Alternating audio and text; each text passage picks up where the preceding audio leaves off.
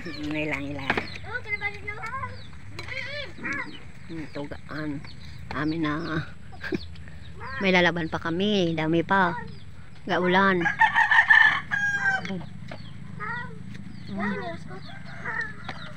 Saan kayo nagkain?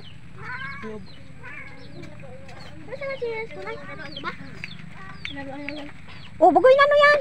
Nagkapanghinaw ka na. Kain ka kanin? Din, tapos na eh.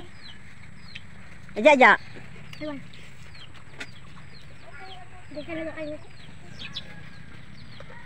Oh, saging.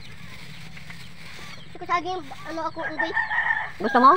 Kain ka? May unggoy ako. Oh. Unggoy ka nga eh. Nagkain ka saging eh. Oh, ikaw bugoy. Unggoy ka din? Oh, yan. Ikaw, bata, sayo na. Ano nga yung ginasayaw ni Dindin ah? Oh. Ano? Asin yummy. Ay, ano, kain ka din? Yes. Oh. You like? No. What? Ano na ha? Ah, pansit. Wala na pansit. Inubos ni kuya. Oh, tingnan mo. Oh, ito. Gusto mo ba? Banana? No? Oh, akin nga isa. Nag-isa tayo. Oo, umaano.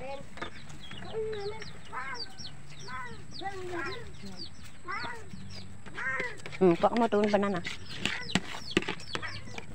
Che! Ya, ulong doon da. Ako ni.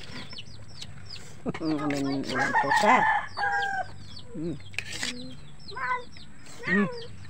Pusa. Hindi ka nakain noodle?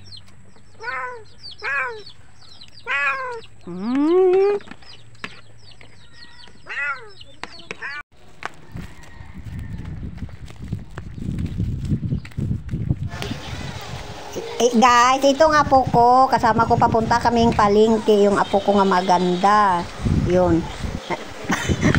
Nagbili kami ng pang-ulam namin, guys. Ayun, guys, pauwi na kami sa amin bahay, magluto ng ulam namin, guys. Ito nga po kong kasama ko, nagbili kami sa palengke. Madilim na, guys. Kami naka-uwi galing Abulan.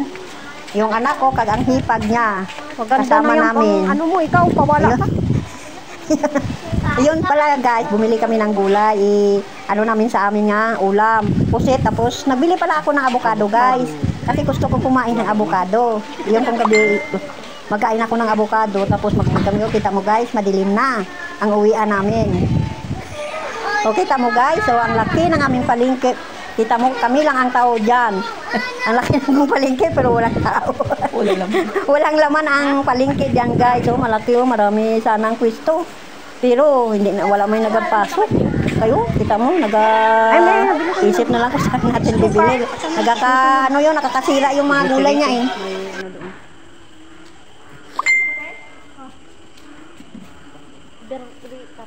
Halika na kayo, maluto na tayo.